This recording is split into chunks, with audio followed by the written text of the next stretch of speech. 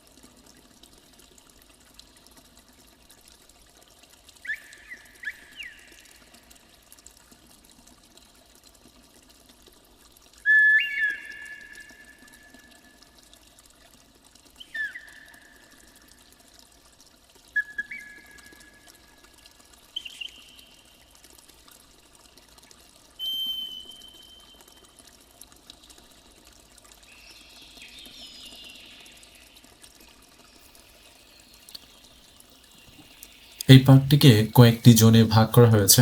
কিছু জোনে পাখিরা সম্পূর্ণ খোলা জায়গায় ঘুরে বেড়ায়, আবার কিছু কিছু জোন আছে যেখানে পাখিগুলো আপনার খাঁচার ভিতরে বন্দি থাকে, যেমন হর্নবিল, প্যারট, ফ্লেমিঙ্গো। কারণ হচ্ছে আহ, এই কিছু পাখি আছে যে পাখিগুলো হচ্ছে হিউম্যানদের জন্য একটু হার্মফুল, যারা হচ্ছে একটু এগ্রেসিভ, সেই পাখিগুলোকে বন্দি করে রাখা আছে। আর প্যারটের মতো যে পাখিগুলো আছে সেগুলো আপনার মুক্ত, কিন্তু একটা বড় খাঁচা তার ভিতরে আপনি যেতে পারবেন সেখানে রাখা, কারণ কিছু কিছু প্যারট আছে অনেক বেশি ছোট। সো সেই জন্য একটা খাঁচার ভিতরে আছে যেখানে আপনি গিয়ে ঘুরে ঘুরে দেখতে পারবেন।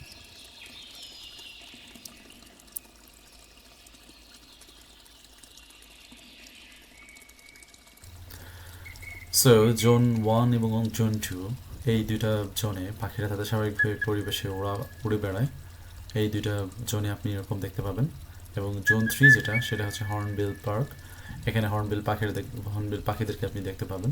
আর জোন 4 যেটা, সেটা হচ্ছে ছোট কিছু পাখি আছে, ছোট ছোট যে পাখিদের জাত আছে, এবং সাথে হচ্ছে প্যারট।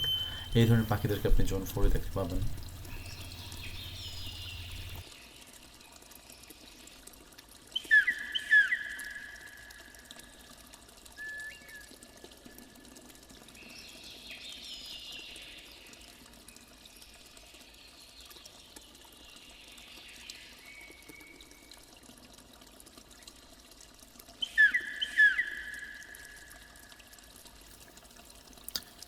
এই পার্কে আসলে আপনি কী কী জিনিস দেখতে এবং করতে পারবেন তার ভিতরে হচ্ছে যে নানান রঙের প্যারট এবং বিরল প্রজাতির পাখিদেরকে আপনি খুব কাছ থেকে হাত দিয়ে ধরে দেখতে পাবেন।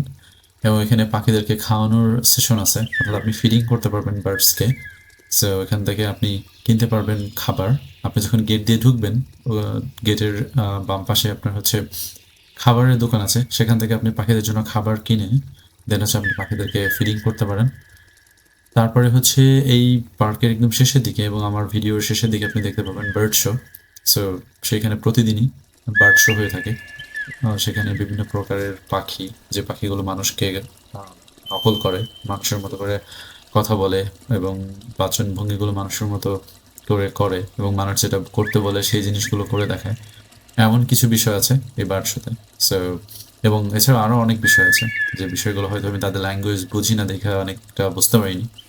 সো এইসব বিষয়গুলো আপনি সেখানে দেখতে পারবেন। আর সবচেয়ে বড় কথা, ছবি তোলা এবং প্রাকৃতিক পরিবেশে সময় কাটানো, এটা তো সব মানুষের, সব বয়সের মানুষেরই উপভোগ্য একটা বিষয়। সো আপনি এখানে পর্যাপ্ত পরিমাণে ছবি তোলার মতো লোকেশন এবং হচ্ছে ফ্যামিলির মানুষ একসঙ্গে উপভোগ করার মতো যথেষ্ট পরিমাণের জায়গা এখানে আছে। সো আপনি এনজয় করবেন।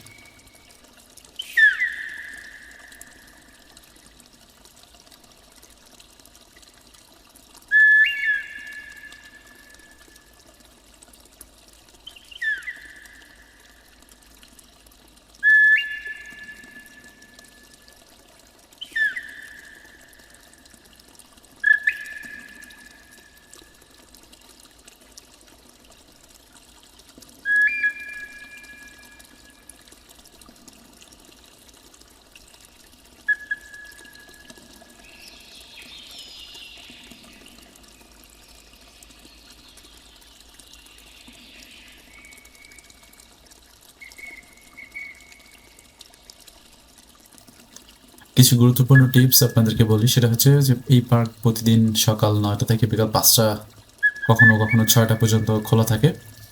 এখানে হাঁটার জন্য সুবিধাজনক আপনাকে কিছু জুতা পরে আসা উচিত হবে, কারণ হচ্ছে এই পুরো পার্কটা হচ্ছে আপনাকে হেঁটে হেঁটে দেখতে হবে। যদিও এখানে যারা হুইল চেয়ার আছে তাদের জন্য খুব সুন্দর রাস্তার ব্যবস্থা আছে, বাট আপনাকে হেঁটে হেঁটে দেখতে হবে।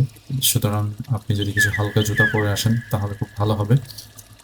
আর হচ্ছে আপনি বাইরে থেকে খাবার নিয়ে আসতে পারবেন না। সো আপনাকে বাইরে থেকে খাবারের জন্য নিয়ে না আসাই better.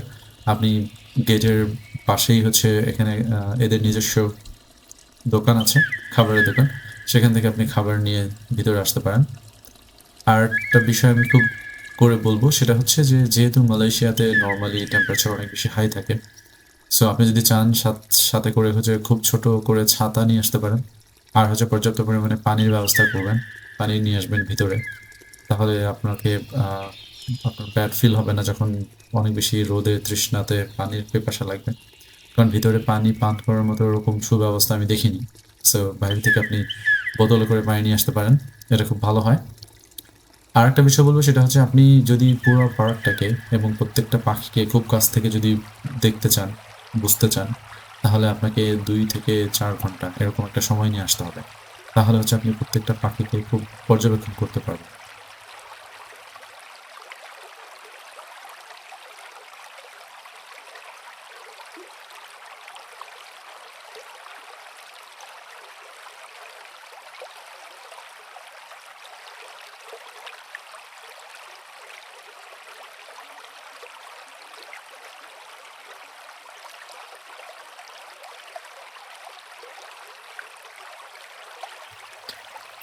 So KL bird park, এটা একটা স্বপ্নের মতো একটা জায়গা। আমরা যে পাখিগুলোকে সাধারণত টিভির পর্দায় বা স্ক্রিনে বা হচ্ছে আমাদের গ্যালারিতে, মোবাইল ফোনে আমরা দেখি, সেই পাখিগুলোকেই বাস্তব আপনি আপনার চোখের সামনে দেখতে পাবেন এবং খুব কাছ থেকে তাদেরকে ছুঁয়ে দেখতে পারবেন, যেটা হচ্ছে নর্মালি সম্ভব হয় না। সো সেই জন্য আপনি এখানে চলে আসতে পারেন, এনজয় করতে পারেন ফ্যামিলি সহ, ভালো লাগবে আপনার।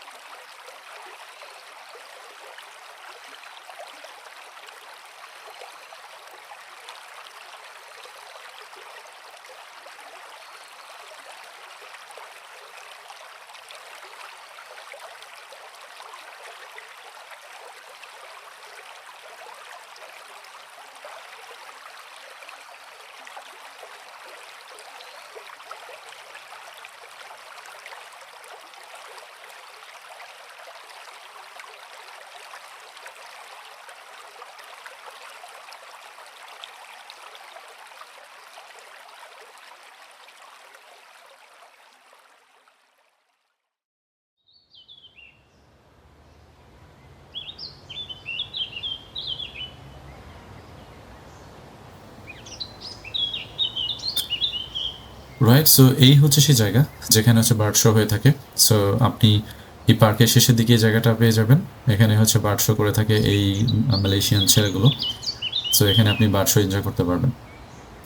রাইট, সো আমি আমার ভিডিওটা একদম শেষ পর্যন্ত চলে আসছি। সো আপনারা আই হোপ আমার ভিডিও এনজয় করেছেন। যারা প্রথমবার দেখেননি তারা প্রথমবার দেখে নেবেন। আর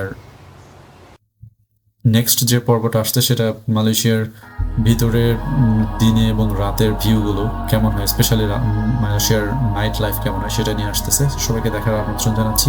আল্লাহ হাফেজ।